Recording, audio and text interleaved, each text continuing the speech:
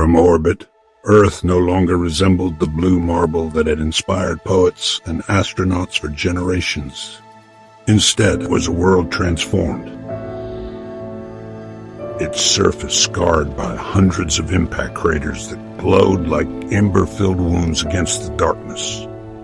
The meteors had come without warning, a cosmic bombardment that had remade continents and redrawn coastlines in the span of a single cataclysmic day. Dust and debris from these impacts now encircled the planet in swirling, iridescent bands, a parasite feeding on the very world it enshrouded.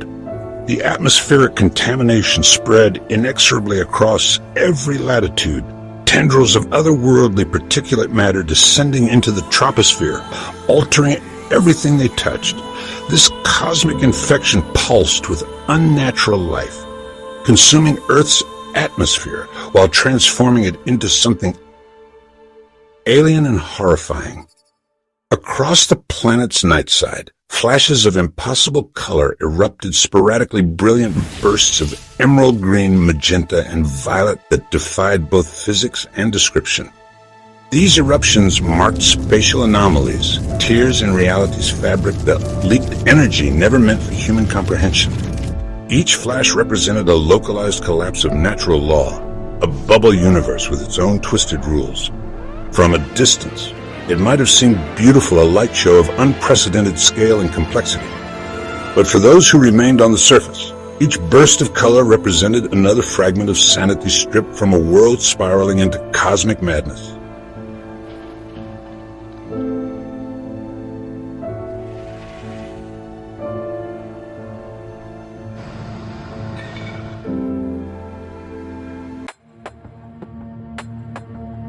The city's skeleton lay exposed in the fading light. Ground Zero beckoned like a lighthouse. Reds paused at an intersection to get his bearings. No turning back now.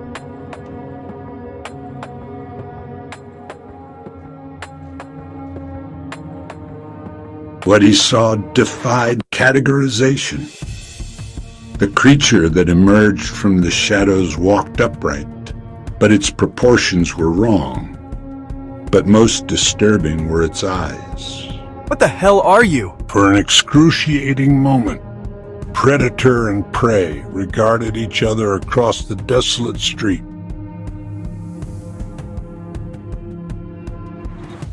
It wasn't an attack. It almost seemed like acknowledgement.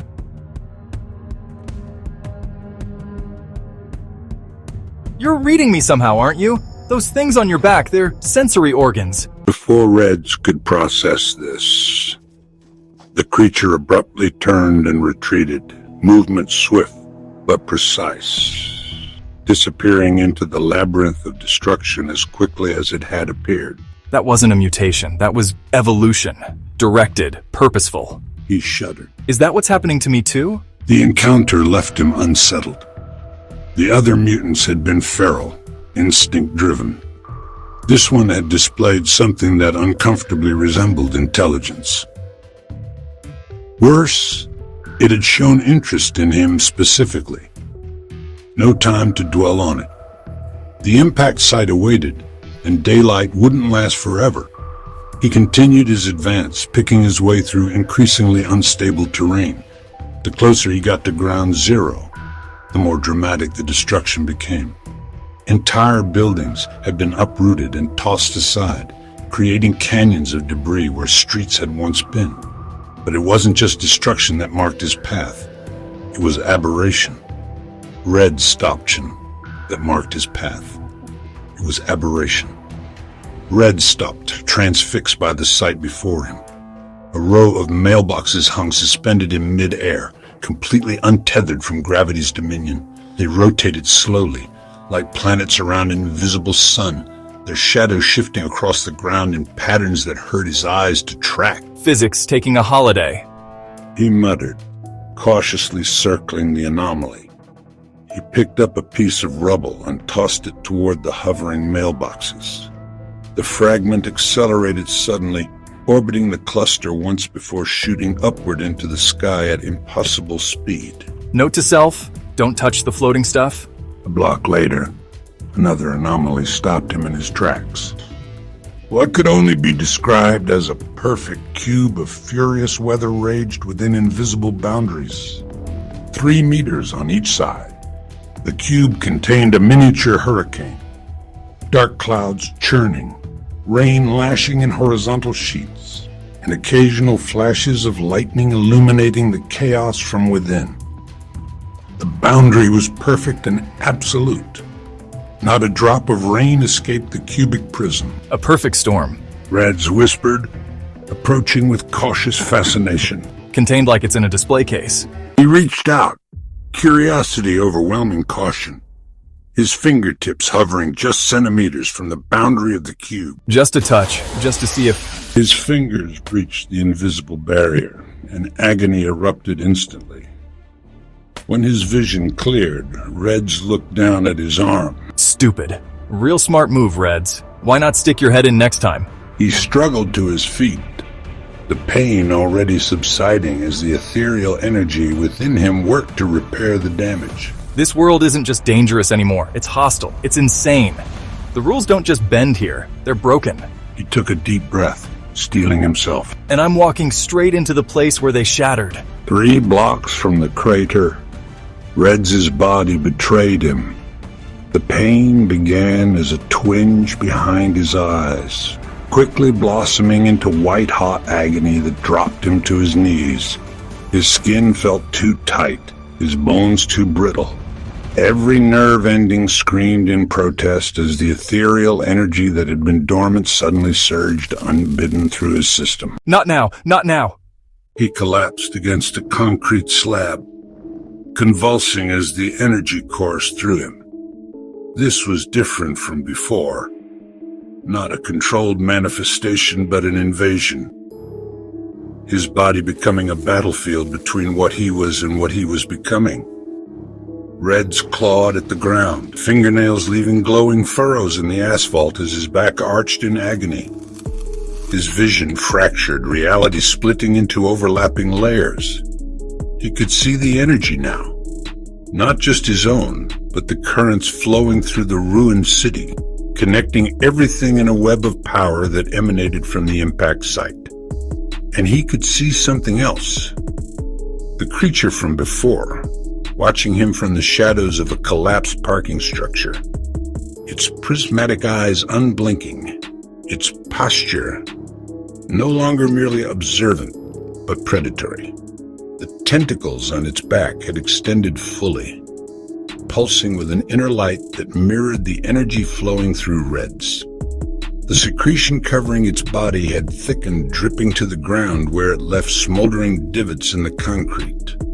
It had been following him, studying him, waiting for weakness. Through the haze of pain, Reds understood with terrible clarity. The creature had recognized the power in him, had perhaps sensed the instability of his transformation. And now, with him paralyzed by evolution's cruel hand, it saw opportunity. Stay back! He managed through gritted teeth, the words distorted by the light pouring from his mouth. The creature emerged fully from its hiding place, those impossible limbs unfolding as it approached with deliberate slowness. Up close, Reds could see more details.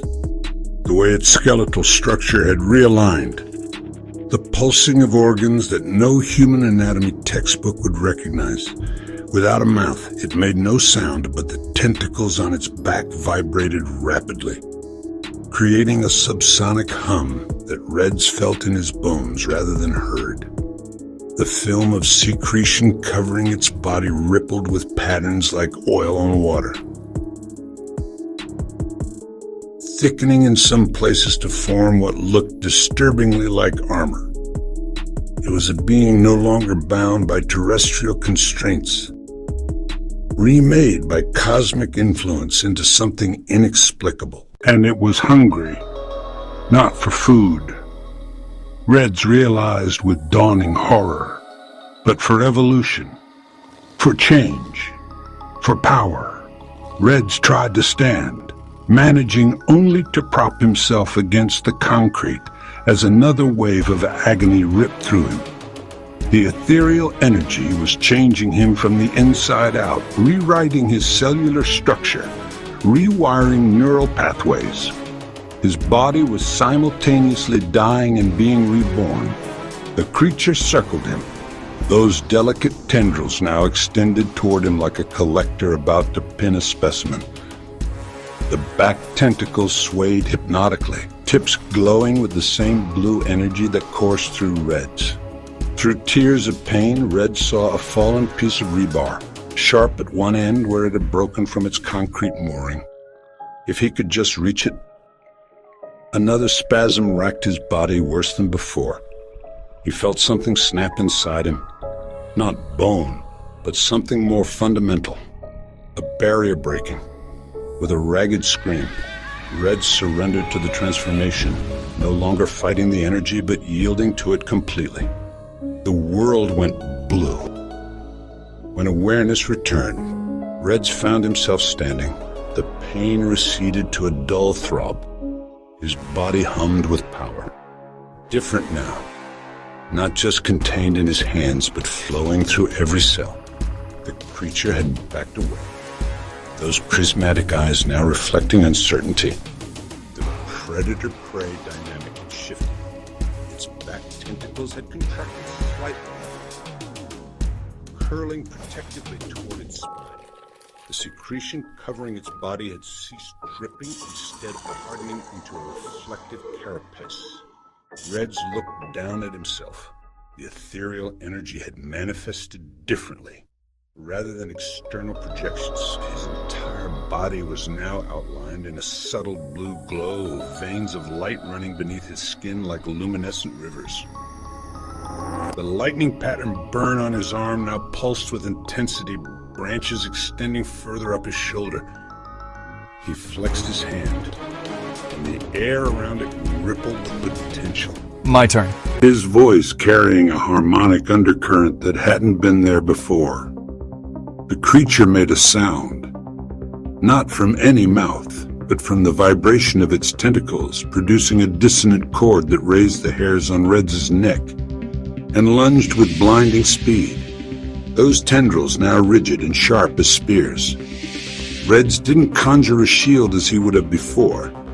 Instead, he simply moved, his body transitioning from one point in space to another with a flicker of blue light.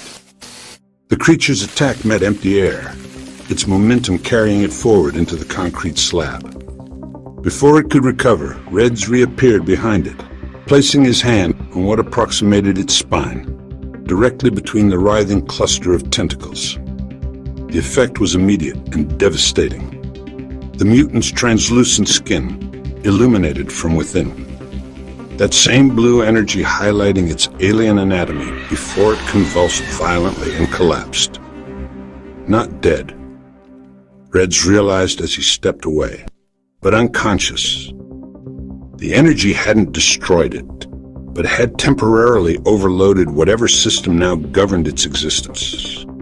The tentacles on its back had gone limp, the secretion covering its body dulling to a matte finish. Red staggered, suddenly exhausted.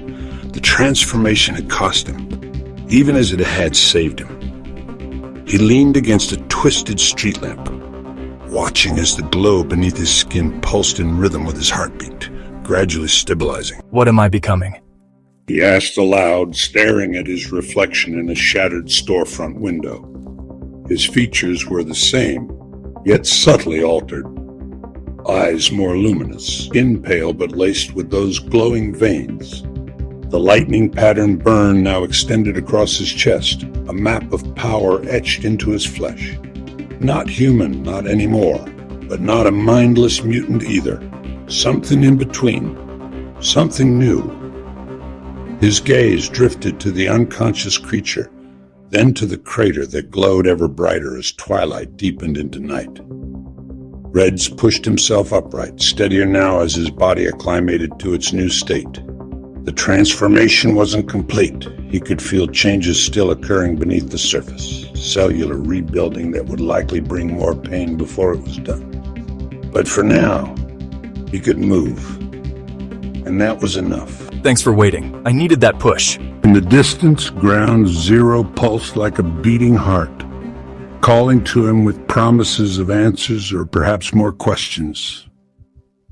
Either way, Reds moved toward it with renewed purpose, each step taking him further from what he had been and closer to what he was becoming. Behind him, unnoticed, the creature's prismatic eyes flickered open, tracking his movement with newfound respect, and perhaps something else. Its back tentacles slowly rose again, quivering in the air as they reached toward Reds' retreating form, not in threat but in communion. The world had changed. They had changed with it, and the transformation was far from complete.